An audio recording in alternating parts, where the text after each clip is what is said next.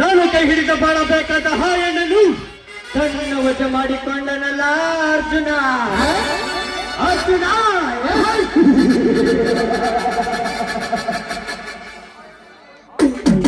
ಆ ಹೆಣ್ಣನ್ನು ಒಲಿಸಿಕೊಂಡ ಮಕ್ಕಳಿಗೆ ನೀನನ್ನು ತತ್ತ ನೀರಲೆಂದು ತಿಳಿಯಬಡಲೆ ಮತ ಭೂಮಿ. ಈ ಪ್ರದೀಪ ಮನಸ್ಸು ಮಾಡಿದರೆ ಸಾಕು, ಕವಿತಾ ಅಂತ ಸಾವಿರಾರು ಹೆಣ್ಣುಗಳನ್ನು ಕ್ಷಣದಲ್ಲ ತಂದು ನಿಲ್ಲಿಸಬಲ್ಲೆ. ನನಗೆ ಬೇರೆ ಹೆಣ್ಣು ಬೇಕಾಗಿಲ್ಲ ಕವಿತಾ, ನನಗೆ ನೀನು ಬೇಕು.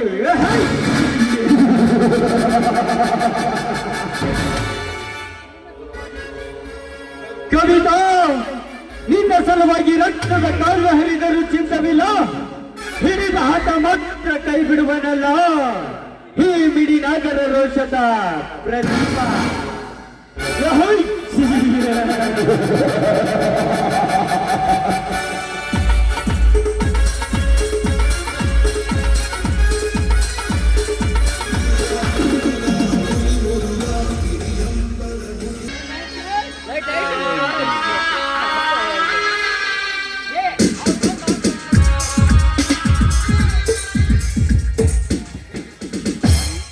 ಇದು ನಾಗರ ಪಂಚಮಿ.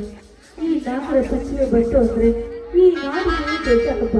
ಅದು ಅಲ್ಲದೆ ಹೆಣ್ಣು ಮಕ್ಕಳಿಗೆ ಸಂತೋಷದಿಂದ ಕಾಲ ಕಳೆಯುವ ಹಬ್ಬ ಅಂತ ನನಗೆ ಅನಿಸ್ತಾ ಇದೆ.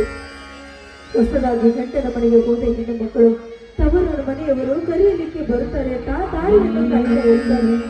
ಆದರೆ ಏನು ಮಾಡೋದು, ಎಲ್ಲ ಹೆಣ್ಣು ಮಕ್ಕಳ ತರ ನಾನು ಕೂಡ ಆ ಸೌಭಾಗ್ಯವನ್ನು ಪಡೆದುಕೊಂಡು ಹೋಗಿಲ್ಲ. ನನಗೂ ತಂದೆ ತಾಯಿಗಳಿದ್ರೆ ನನ್ನನ್ನು ಬಂದು ಕಳೆದುಕೊಂಡು ಹೋಗ್ತಾ ಇದ್ರು. ನನ್ನ ದುರ್ದೈವ.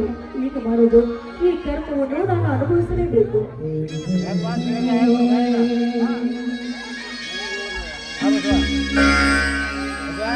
ಮಂಜುಳಾ, ಏನು ಮಾಡುತ್ತೇವೆ? ಮೈಜುಮರು ಮನೆಯಲ್ಲಿ ಇಲ್ಲವೇ? ಈಗ ತಾನೇ ಹೊರಗೆ ಇದ್ದಾರೆ. ಮಂಜುಳಾ, ನಿನ್ನ ಕಣ್ಣಲ್ಲಿ ನೀರು ಯಾಕೆ ಮಂಜುಳಾ ಈ ರೀತಿ ಕಣ್ಣೀರು ಹಾಕುತ್ತಾ ನಿಂತಿರುವೆ? ಏನಿಲ್ಲ, ಯಾಕೋ ಇಲ್ಲ, ಸ್ವಲ್ಪ ತವರನ್ನ ನೆನಪಾಯ್ತು ಅಷ್ಟೇ.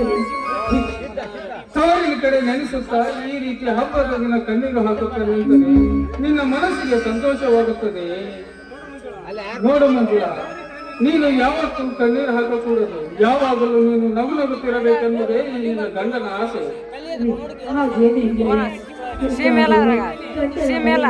ಎಷ್ಟೇ ಸುಖ ಸಂತೋಷ ಸೌಭಾಗ್ಯ